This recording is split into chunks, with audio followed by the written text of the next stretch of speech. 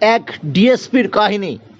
আর এই ডিএসপির নাম মোহাম্মদ সিরাজ, তেলেঙ্গানা সরকারের পদস্থ আধিকারিক। কিন্তু বলহাটে তিনি আগুন ঝরান, তিনি গোলাগুলি চালান না, তিনি কোনো ক্রাইম ইনভেস্টিগেশনে যান না। এবং এই মোহাম্মদ সিরাজের হাত ধরেই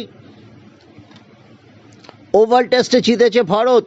তিনি 10 উইকেট নিয়েছেন, সিরিজে দুবার রয়েছে 5 উইকেট, মোট 23টি উইকেট নিয়েছেন। তিনি একমাত্র পেসার যে রোটেশনের যুগে সবকটি টেস্ট খেলেছেন।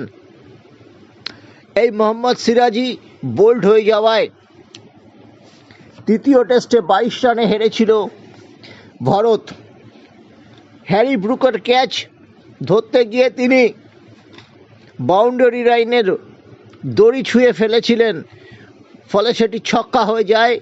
এটা কিন্তু অনায়াস ক্যাচ ছিল, তাই তিনি ভারত এই টেস্ট হারলে খলনায়ক হয়ে যেতেন। কিন্তু খলনায়কের হতে হতে কিন্তু নায়ক হয়ে গেলেন তিনি।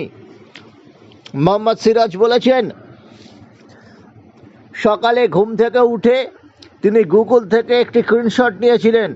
সেটি আর কিছুই নয়, একটি ইংরেজি শব্দ বিলিভ, সেলফ বিলিভ বা নিজের ওপর বিশ্বাস রাখতে চেয়েছিলেন তিনি।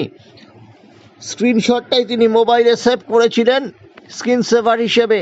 এটা দেখতে দেখতেই তিনি মাঠে গিয়েছিলেন এবং তারপর তার আগুন ঝরানো বোলিং, শেষ দিনে 57 মিনিটে তিনি 3টি উইকেট তুলে নিয়ে ম্যাচের হিরো।